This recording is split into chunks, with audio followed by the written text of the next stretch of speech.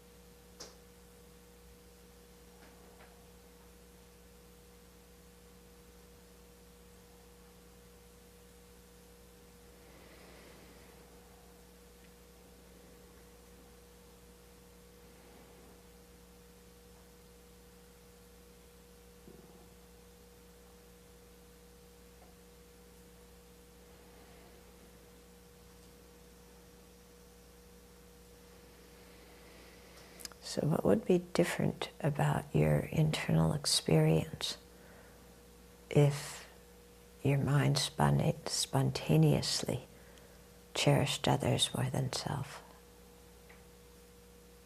If you were completely free of that self-centered attitude?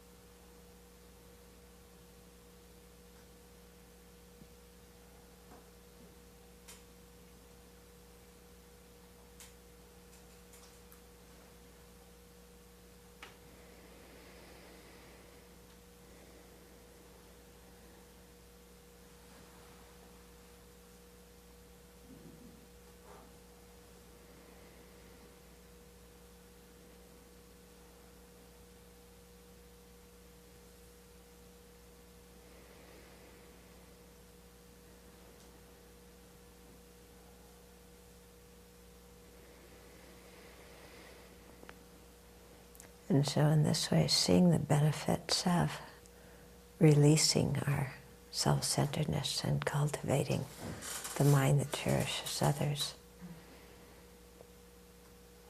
Let's set our mind on doing that with a strong determination to fulfill all of our potential in Buddhahood for the benefit of all beings.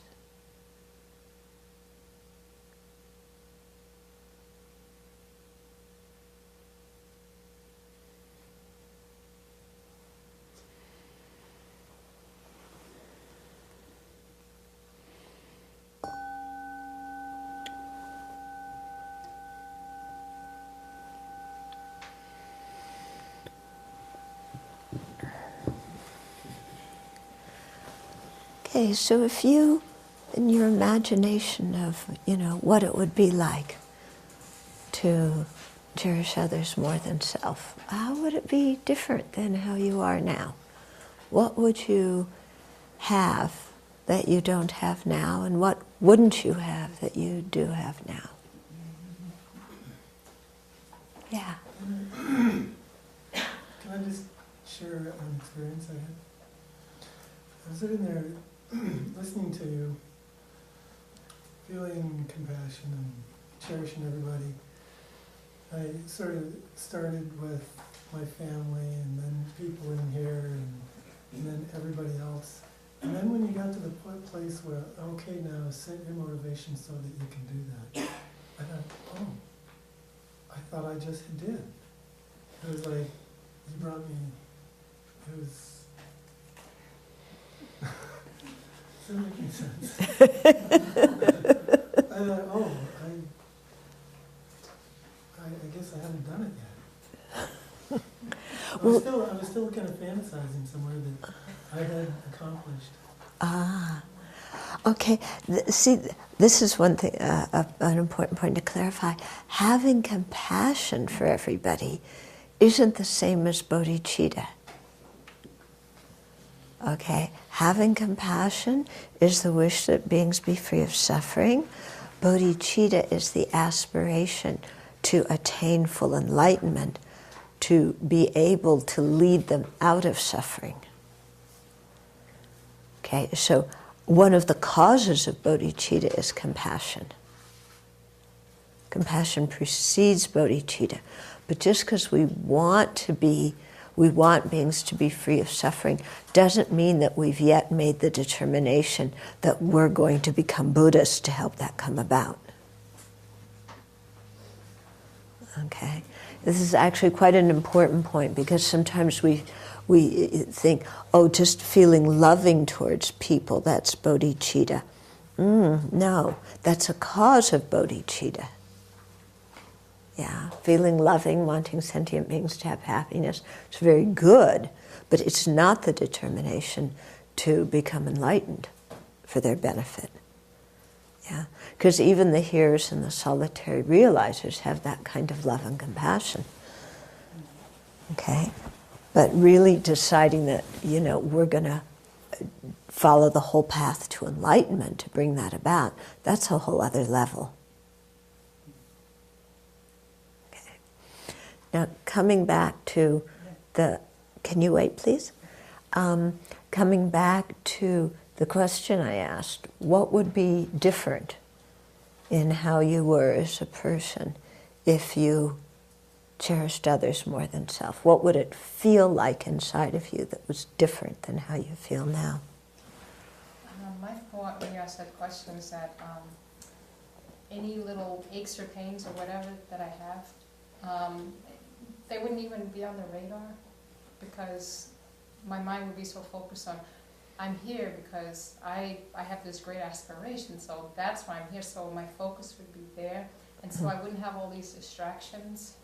So that's what I thought about, and I would also be different in that, because right now it's like, it's kind of hit and miss if I actually did something to help someone, and so it's like, well, good luck, I hope it helped, but if I really had that spontaneous wish, that would just be front and center all the time, with every single activity that I did.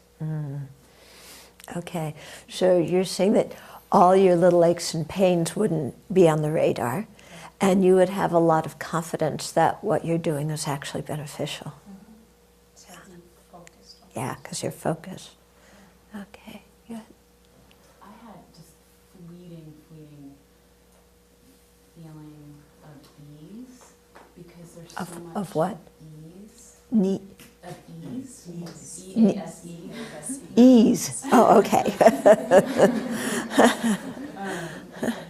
Associated with cherishing others, and I heard someone else bring up their animals, but I was listening to a Dharma talk that said, just start where you have easy, unconditional love, and I thought of my dog, and she's actually on the clouds of offering to fundraising and having fun with that. But there's such a pleasure in just her being, and so I had this feeling of ease, and cherishing others before myself, and what I don't have when I don't do that is fear. It's just, when I put myself first, even though my thoughts are all of comfort, what do I need right now, what I need to do for myself, it's very fearful. It's very, very fearful. Why is it fearful? It's like that fear of not having comfort, of not being happy, of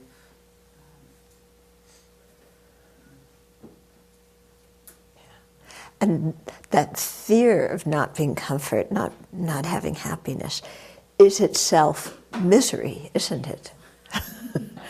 So you're saying when you were free of the self-centeredness and focused on others, that you wouldn't have fear about your own welfare. and it's like delight in other people's. I mean, I get that a little bit with my animals. Yeah. I want to feel that. Yeah, so a lot more sense of delight and happiness, yeah, that you would have. Uh-huh, I actually had a physical response when you said that. uh-huh. My heart just went, and it went, phew, light, it just went out. Yeah. And it was just, the word that came was peace. Mm. And what I actually kind of surprised me was that it felt like an armor plate got blown off.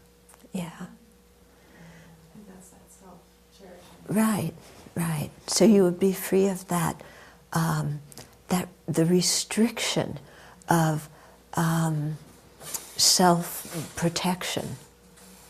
Yeah, it relates back to this fearlessness. Yeah. Mm-hmm.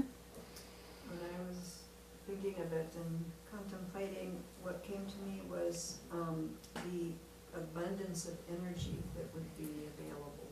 Mm. That you would just be so light, you wouldn't be carrying around all that heaviness. Yeah, yeah. So a lot of available energy, a lot of lightness. Yeah. Mm-hmm. And this is what I was going to say, is that there'd be so much more space. Yeah. Once you get the self-centered thoughts out, there's so much space for light to come in. I think of it almost like equalizing, exchanging, you know what I mean? Like doing almost that stuff goes out, and then what comes in, if you're focused on the light, it comes in. Mm-hmm. It'll come in. Yeah. Mm-hmm. I was thinking of it in terms of on-the-ground practical bodhicitta. Say you're in a grocery store and some guy jumps in front of you in line, and instead of viewing that person as an enemy, you view that person as yourself in your present or past life. And that person is, why you're not being angry about it, but welcoming him and putting him first in line, you're getting rid of your old karma. So you're giving yourself the gift of purification. And that's what bodhicitta is really about. It's about purifying yourself gradually over time so that you can attain. Mm-hmm. Yeah. Mm-hmm. I just had a vision of a life without any insecurity and how good that would feel. And Yeah. that just goes away. Yeah. How good that would feel. Yeah. It's quite amazing, isn't it? You see how that self-centered mind is so hooked up with insecurity, with fear, with self-protection, and it's so confining, isn't it? Yeah. Really quite painful.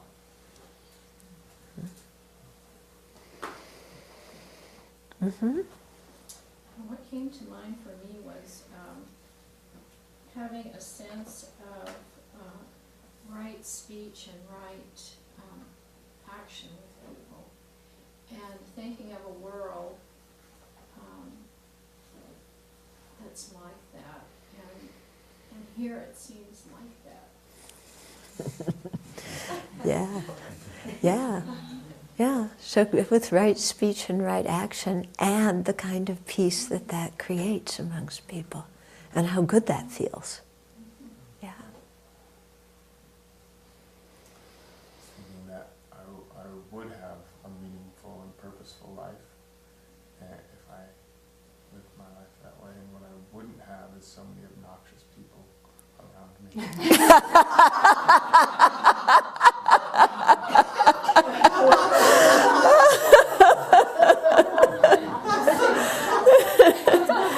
Yeah, all those obnoxious people would just disappear, wouldn't they?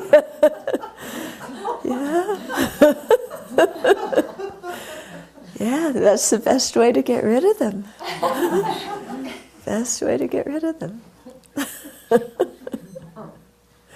felt kind of freed from this impossible task of, it kind of hooks to what Megan said, of making ourselves happy, keeping ourselves safe. It's impossible. Yeah. And so it's like, that's the fear thing for me, is I'm trying to do something that can't possibly be done.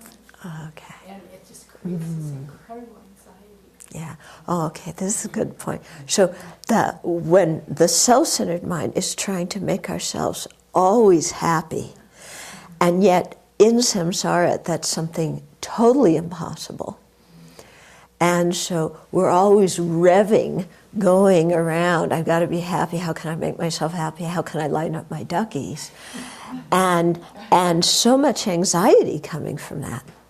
Because we're trying to do what cannot be done. We're trying to do something impossible. So no wonder there's anxiety. Yeah. It's interesting, isn't it, that when we're just doing, when we're accepting what is as being what it is, then we're not anxious about it. Yeah, but the anxiety comes when we're trying to do something that's not possible. It's not that we get anxious over doing something that's possible. Think about that, you know? When you get anxious, are you anxious over something that's possible to do, or anxious over something that's impossible? Are you anxious over something that's possible to happen, or something that's impossible? Yeah? Because I think so much of our anxieties is we've created, this pie in the sky image, which is never possible. And so we get anxious over not getting that. Whereas when there's a certain acceptance of, yeah, this is a good choice, yeah, this is beneficial, and there's going to be problems, and that's okay, then we don't get anxious about, trying to squeeze the round peg into a square hole. We're just like, okay, this is a good direction to go, but it's not going to be perfect. And I accept that from the beginning. So then, I don't need to be anxious about it not being perfect. Because I already know that, I already accept it.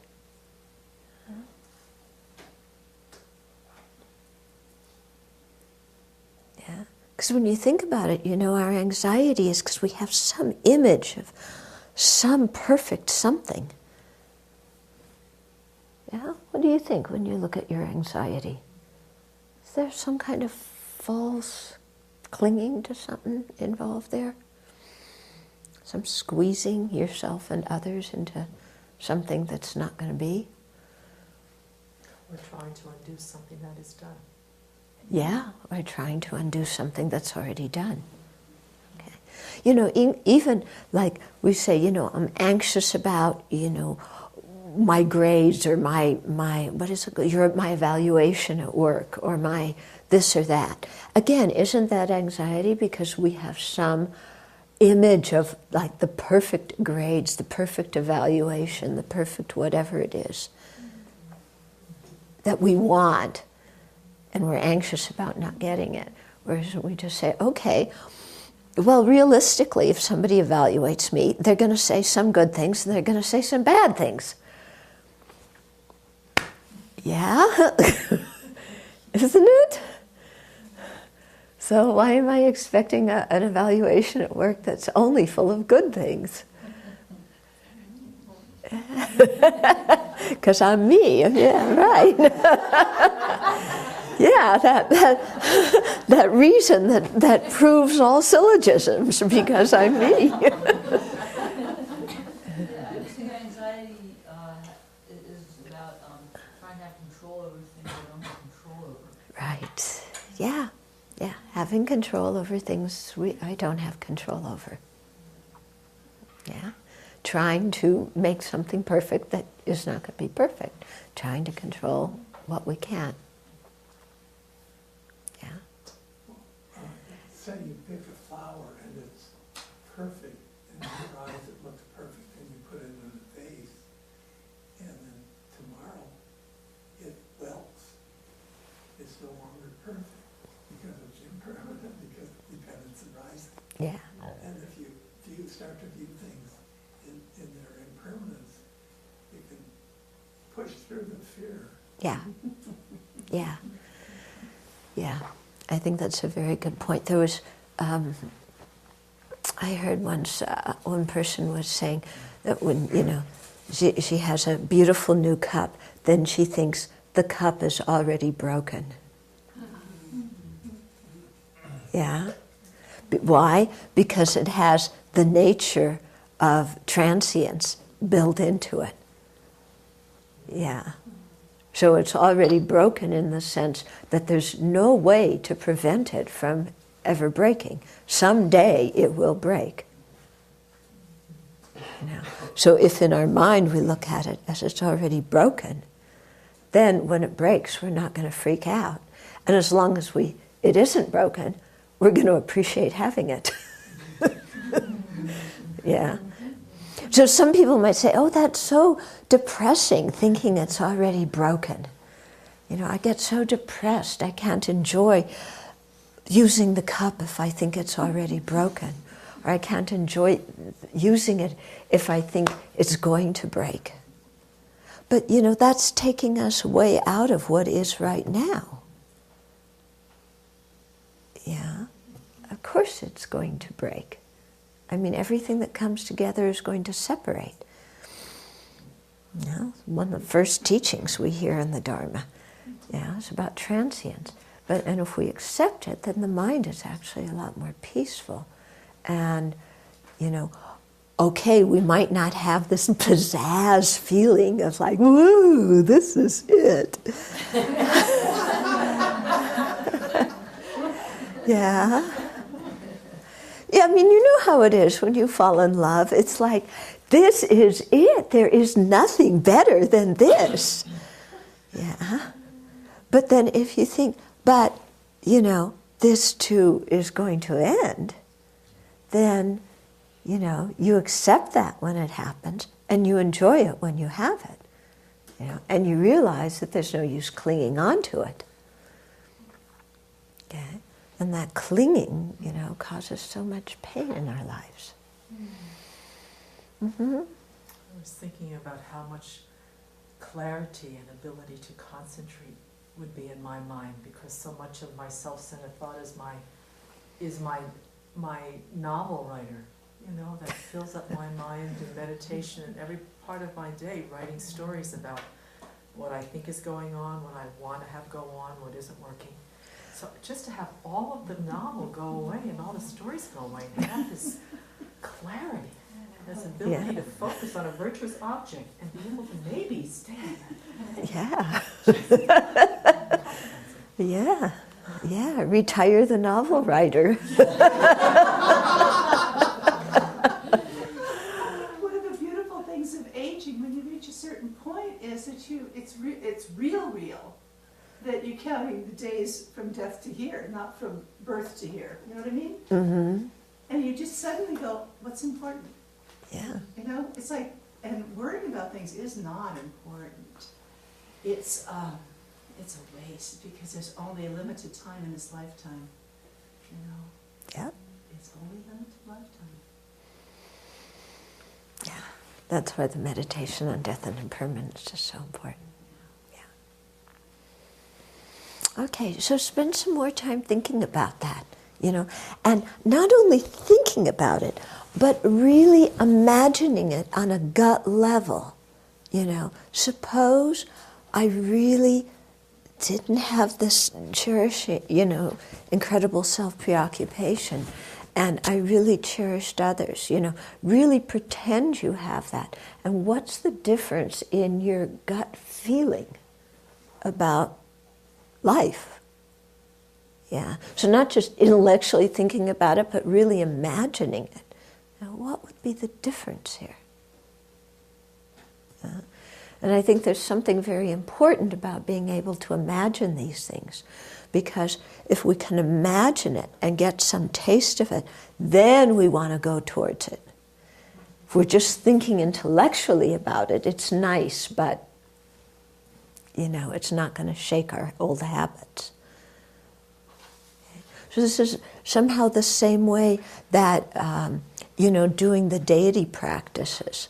Either generating yourself as the deity or the light coming in you, just imagining those things gives you a way of thinking of who you are and your relationship to the rest of the universe in a different way. And if you can imagine it, then you see you can actually become that way. Okay?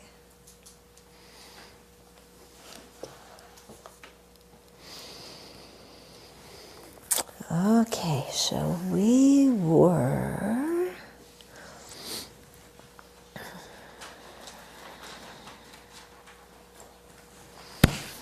finished 54, right?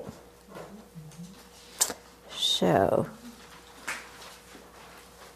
right?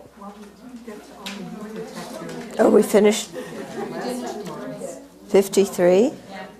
Okay. Oh, yeah, right. Okay, I know what I thought. Okay, so 54. The suffering of the world is the result of self-centeredness, while its happiness is the reward for cherishing others. Only you, protector, can provide the confidence that this is so. And so I read these two verses from Bodhicharyavatara yesterday, and this reinforces the meaning of this verse. And those two verses were, whatever joy there is in this world, all comes from desiring others to be happy, and whatever suffering there is in this world, all comes from desiring myself to be happy. Okay, what need is there to say more?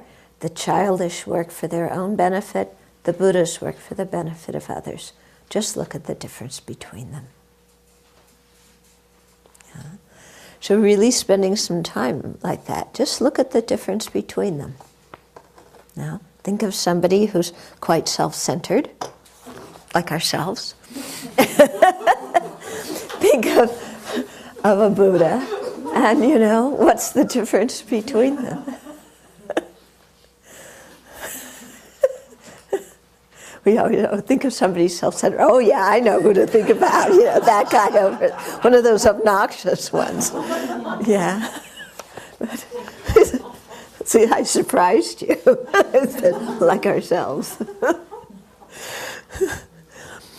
Okay. Then 55. Although others revere the victorious ones, they revile sentient beings. But you respectfully serve even the unruly as if they were Buddhas. Okay, so there are some people who have so much reverence and devotion and everything for the Buddha Dharma Sangha. I mean, just total faith and devotion and generosity, and bend over backwards to do anything for their spiritual mentor and Buddha Dharma and Sangha. But when it comes to sentient beings, they revile them. They are disgusting and obnoxious and okay. But you, great compassion, respectfully serve even the unruly as if they were Buddhas. So somebody with great compassion looks at people who are unruly and serves them as if they were Buddhas. Okay. So I've had there's a few instances that really stick out for me illustrating this. so of the first one, although others revere the victorious ones, they revile sentient beings. I remember when I lived at a Dharma center in Italy, our teacher lived in a little villetta, and everybody wanted to go work in that villetta, you know. I mean, kind of to be near our teacher. I want to wash the dishes, I want to cook, I want to clean, you know, anything to be near the teacher, elbowing each other out of the way to bring tea to our teacher, you know. But then, you know, so there was always enough help to help in the villetta with our teacher. But to help in the main kitchen, nobody wanted to do that. Nobody wanted to clean the rest of the institute or wash the dishes of the people at the courses or the residents' dishes or take out that garbage. But to do it for our teacher, we were all tripping over each other to do it. Okay? So it really, you know, it was like very pointed to me, the way, just everything for the triple gem, and sentient beings are like, bleh, you know. And you see that very often, you know, people kind of very generous to build a Buddha statue or something like this, which is definitely meritorious. But if you ask them to, you know, for a donation for a project for people who are suffering, or even to help the ordinary monks and nuns, they don't want to do that. Okay? So a lot of bias here. Okay? And what's missing in the understanding is that the whole reason the Buddhas became Buddhas was to be able to benefit sentient beings. So the Buddhas cherish sentient beings more than themselves. So if we really respect the Buddha, then we're going to cherish sentient beings. Yeah. The same way you can see in a family when parents, you know, they're so attached to their children. And if you do something nice for the child, the parents are just delighted. You know, the parents aren't looking for something for themselves. But if you do something nice for their child, they just feel so happy. So in the same way, you know, if we do something nice for sentient beings, it's something that delights the Buddhas and Bodhisattvas. Okay, unlike sentient beings who are partial towards the holy beings and partial against sentient beings, the Buddhas will take even very unruly sentient beings and treat them with incredible respect and kindness. Yeah. And I remember I've seen a few instances of that have been quite amazing. Unfortunately, Karen isn't here, but she was there at one of them. We were having, Karen was the woman who was here at the very beginning who had to leave early. We were in India at Gensar Jamba Tekchok's place.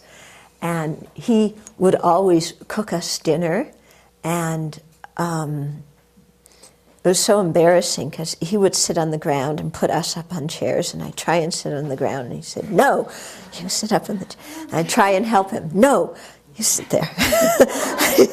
Okay. So one night he was in the process of, you know, he's a very good cook, and you know. And he was giving us some food, and there was one beggar who came to the door, and Rinpoche just very quietly, you know, went back and got a blanket and gave it to the beggar, and he didn't say anything to us. Karen just happened to notice it as it was happening, yeah, and so just this quiet way of helping somebody who needs help. Okay. Some of you have heard this story, but when I was helping some Chinese nuns who were visiting Nepal, and they were visiting our monastery there, and I had arranged for them to have lunch with one of our teachers. And this was a big privilege, you know, having lunch with our teacher was like a real big thing. You didn't get to do that very often. And I was only getting to do it because I was helping them. So I was pretty excited about this and, you know, wanted to hear the conversation and everything. And so we get up there and we no sooner start talking than this one man comes in. He wasn't Sam, he was one of Sam's friends, okay, who was equally as difficult to be with as Sam. If you don't know who Sam is, read Working with Anger. Okay, so this guy was, he in some ways, he was really worse than Sam, according to my mind. And so he walks in, uninvited, not even knocking. You know, you're supposed to go through the attendant and get permission and knock, and none of that. He just comes in. And there was a big meeting going on of the international organization, and he walks in and he starts saying to Rinpoche, you know, I've worked so hard in this organization, and here during these meetings, these people are criticizing me, and they tell me I made a mistake here, and they don't like what I'm doing there, and this, and all I'm hearing is complaints, and and I'm going, I know why they're complaining. I know why they're criticizing you. It's no surprise to me. Of course, I wish I didn't say that out loud. And so I expected my teacher to kind of, you know, say the same thing. Well, you know, maybe there's some ways in which you can improve, maybe. Our teacher didn't say anything like that. He said, you've been serving the organization so well, so nicely, you've been really putting all your energy out to help, and, you know, these things are natural, and don't take it to heart, that people are just, you know, kind of venting their frustration. And, you know, and went on and on. I'm like, Rinpoche, you've never worked with this guy. He's really something. And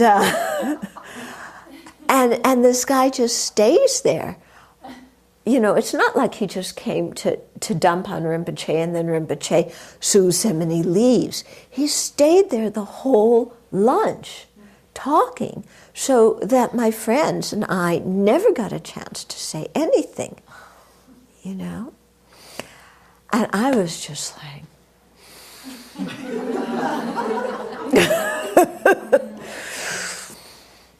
And, you know, but it was a perfect illustration of, but you respectfully serve even the unruly as if they were Buddhas, you know? Yeah. So I've heard you tell that story before, and I never can get, I don't understand it, because, and here's my ordinary response. He's indulging a very, how is it helping to indulge a very self-indulgent person, and why is it okay to be rude to people? Okay, so in a conventional sense, it looks like he's indulging a self-indulgent person and being rude to guests from other countries. Actually, when we left, I apologized to my friends, and they said, no, it doesn't matter, no problem. It could be, you know, because maybe I needed to learn something. And that maybe the possibility of me learning something was more beneficial than indulging him, you know? And maybe this guy just needed the encouragement, you know? Maybe by feeling, you know, cared for by our teacher, his mind would soften. Because I once heard Lama say, because I was always trying to, you know, kind of be in there and and serve my teacher, and there were always other people doing it, and I couldn't do it. And I remember Lama once saying, you know, sometimes the teachers keep the people who are the worst disasters closest to them. So.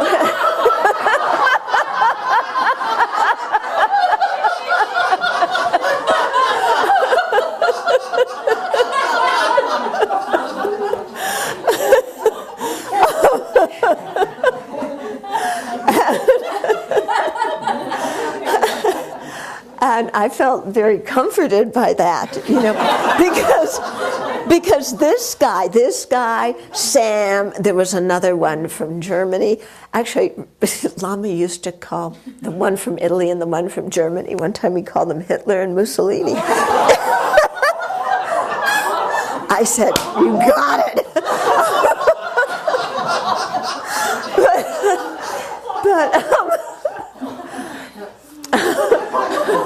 But I mean, Lama did this with a lot of love, not like me.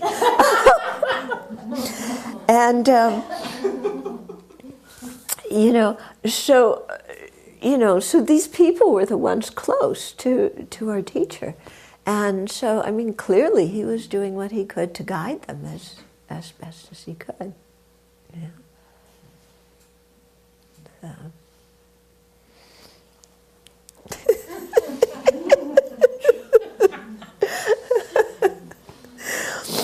Okay. Better stop telling stories. Venerable? Yeah. How is it that you laugh at yourself so easily? Because I'm funny.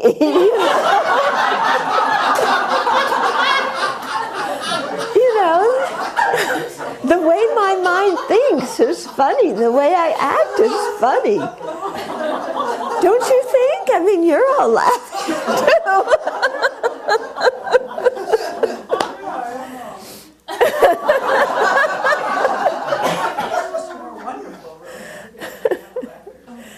Yeah. I mean, you either laugh at yourself or you cry. Or both, yeah, okay.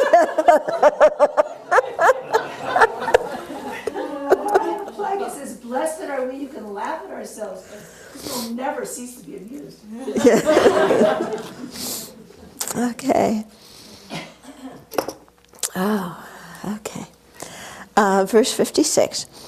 We understand by the magic of your skillful means that in obtaining the state of a victorious one, the Buddhas and sentient beings are both equally kind to us. Okay? So, yeah, we can understand by observing the skillful means of the Buddhas, or the Bodhisattvas even, how the Bodhisattvas are completely dedicated to serving sentient beings and right there with the sentient beings. You know, why? Because they know that obtaining the state of to obtain the state of Buddhahood, the fields of merit of the Buddha and the fields of merit of sentient beings are both equally important. Okay? So, and they're both equally kind to us in that way. In other words, okay, to become fully enlightened Buddhas, we have to create an incredible amount of merit. Yeah? I mean, that's why it takes 3 countless great eons to become a Buddha by the Paramitayana path, but it doesn't take nearly that long to become an Arhat by the Sravaka path. Why? The difference is in the amount of merit that you have to create on the Bodhisattva path. The realization of emptiness is the same, although the Bodhisattvas train in realizing emptiness from a variety of different viewpoints, but still the realization is the same. So that the reason the path is longer is the incredible amount of merit we have to create to become Buddhas. Okay? So to create that merit, yeah, we need the important fields of merit. Okay? So of course, anybody, anything is a potential field in which we can create merit. But there's certain fields of merit that are more, that due to their relationship with us, yeah, become more powerful fields of merit in relationship to us. So one is the field of the holy beings, the Buddhas, Bodhisattvas, Arhats, okay, or whoever are our spiritual mentors. So those beings are the field of merit because of their virtue and because of, you know, their kindness in guiding us on the path. So any karma we create in relationship to the three jewels and our spiritual teachers is especially strong. So that goes for good karma and for bad karma. Okay? Then another field of merit is our parents of this particular lifetime. And that's because of the particular kindness our parents showed us in this lifetime. So again, the karma we create with our parents is especially strong, either the good karma or the bad karma. Okay?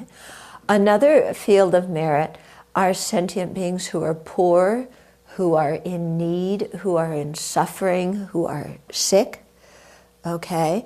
And so they're those are the field of compassion, because, you know, they are in intense suffering physically or mentally in one way or another, and so they're also very strong fields of merit. So whatever we do, either to help them or harm them, becomes especially strong. Okay? So this verse is saying that to become a Buddha, we need to create a lot of merit. So we do this by making offerings to the three jewels, by making offerings to our spiritual mentors. Okay, that's with the field of merit, the field of virtue. And also by making offerings to sentient beings, especially our parents and those who are needy, who are poor, who are ill, who are troubled, who are traveling, you know, different sentient beings in need. Yeah? And so we make offerings to them. Now here it could, when we're talking about offerings, it could be material offerings. It could be also offering our time, offering our service, okay, offering the Dharma. So there's many ways to make offerings, many things to give. In terms of sentient beings, we give them love, we give them protection, support, encouragement, things like this. Okay, so in our path to enlightenment, because we need to create so much merit, yeah, we need not only the three jewels to create merit with, but sentient beings to create merit with. So therefore, sentient beings are kind to us, and we need them very much to create merit. Okay, because to be generous, we need a recipient. To practice ethical conduct, we need to avoid harming somebody. To practice fortitude, we need somebody who's harming us. Okay, so we need other sentient beings. They're the field with which we create strong merit that is dedicated for our enlightenment. So, you know, somebody here with great compassion is seeing the role of the Buddhas and the role of sentient beings as being equal, you know, in terms of enabling us to attain enlightenment. So I think this is very important to think about, because sometimes we really do have this mind that, you know, bend over backwards for the three jewels, you know, and do anything, but disregard for sentient beings. So we want to grow beyond that. Some people are the opposite, you know, help sentient beings, but, you know, do anything with the three jewels of their spiritual mentor, forget it. So, you know, different people are different regarding that. But to see both as important and to realize that we need all of them to attain enlightenment. And I think this is especially, can be a very strong meditation when, because bodhicitta is generated independence upon each and every sentient being. Okay, so we have to have the wish to attain enlightenment for the benefit of each and every sentient being. It's not just for the people who are kind to us. It's not just for the people we know. It's not just for friends and family. Okay, it's for each and every sentient being, no matter who they are, how they treat us, what relationship we're in. It doesn't matter, okay? And so if you really think about it, then when you see the mosquitoes, and there's some mosquito, you know, flying around, or some spider on the wall, or a grasshopper, or a bee, yeah, or a dog barking at you, or Sam and his gang, you know. You can look at any of them and you say, my enlightenment is dependent upon them. Without them, I can't become enlightened. And that's really true. Without them, if I leave them out of my love and compassion, there's no way I'm going to get to Buddhahood. I'm shooting myself in the foot. So I need them. And they're kind to me in that way. Okay? And I think what is especially helpful here is when we talk about the bee or Sam or whoever it is, to remember that how they're appearing to us in this life is not who they are. Yeah. I mean, the appearance of this life is so strong, and how beings appear to us in this life, we take it as real, and this is who they really are. But actually, you know, they're not their habits, they're not their body, they're not their opinions. There's just, you know, a mind stream there that's taken a body. There's different habits, you know, different karma. But there's no concrete person that is, you know, with a specific fixed personality or essence in there at all. Yeah? And so to stop making the people we either like or the people we dislike so concrete, because they aren't at all. Okay? Yeah. Well, this question about merit always puzzles me. In the reference field, you know, we visualize them. It looks like the distance between Arhat and Buddhahood is only one ring. You know, I mean, it's not that far. But when we think of needing the difference between 3 or 7 lifetimes or whatever it is to be an Arhat and countless great eons, it's like, what is that merit? What is it about the taint of self-grasping? I mean, is that all the merit is trying to do to overcome? The realization of emptiness is what overcomes the self-grasping. So the Arhats have that too. Okay? What is so special here is that to really have the energy to accumulate so much vast merit, and to use the realization of emptiness to completely purify the mind, we need the bodhicitta motivation to do that. Okay? And bodhicitta, especially if you look in chapter 1 of this book, it talks about how much merit you create by practicing bodhicitta. Because bodhicitta, its field is all sentient beings. So anything you do is very vast and multiplied because it's done for the benefit of all sentient beings, not just for one sentient being. And it takes that incredible amount of merit to, you know, boost the mind up so that you get all these different powers, you know, because an Arhat has some, you know, they may or may not have different levels of psychic powers, may or may not be able to make emanations to serve sentient beings, may or may not be able to tell, you know, the karma of sentient beings, who they have karma with, how they can help them, what kind of teaching is most appropriate for sentient beings. So you need a tremendous amount of merit to have those powers and to have the proper motivation for using them. So that's why you need to create so much merit. Yeah? If you liberate yourself, it's quick and easy, comparatively.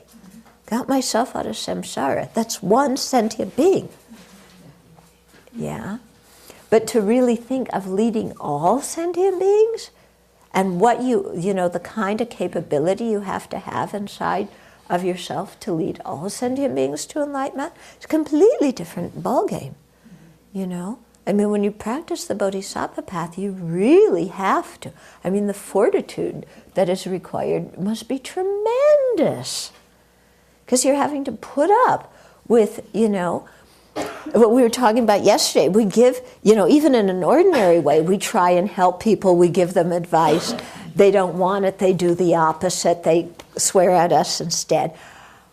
This is what bodhisattvas deal with day in and day out.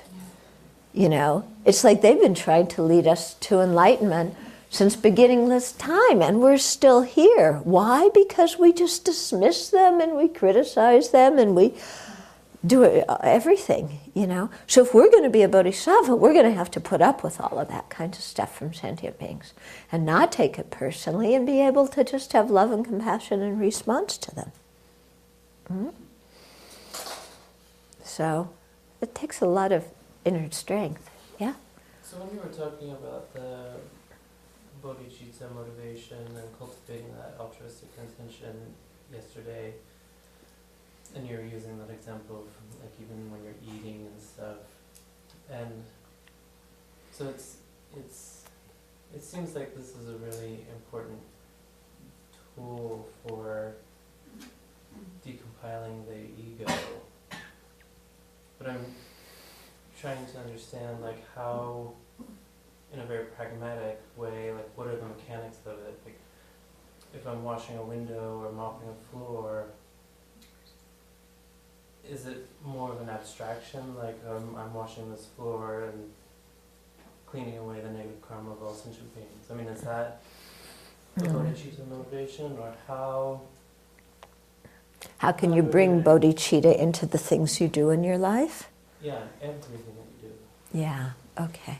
So, so in one way, mopping the floor, cleaning the dishes, you think I'm cleansing the defilements from sentient beings' minds. You can say that, yeah, and, I'm cleansing their defilements so that I can, in practice for when I become a Buddha, I'll be able to do that. But then that could actually take you off on a whole thought about what does it mean to cleanse defilements, and what are defilements and how do you cleanse them. So it could actually lead you into a broader kind of thing to think about while you're washing the dishes or whatever. On another level, if it's somebody else's turn to wash the dishes and they're nowhere to be seen, then the way you can practice is say, now I have the chance to offer help. So I'm going to wash the dishes for the benefit of sentient beings. And I'm going to wash them with a happy mind, not with a mind that is subtly pointing a finger at this person because why aren't they there? Because they should be on cleanup crew. But really with a happy mind to offer service, I'm going to do it. And so use it as an opportunity to train and transform the mind. Okay.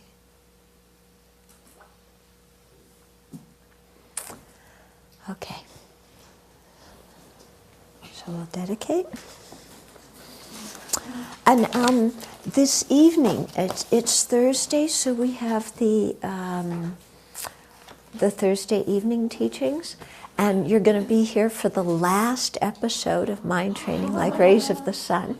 You may have missed the entire series, but you made it here for the last one.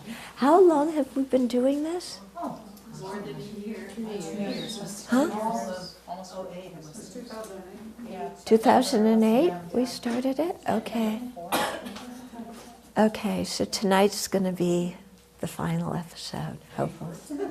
I'm never sure. Okay. So we won't have teachings at 4:30. We'll have them at 6 o'clock instead.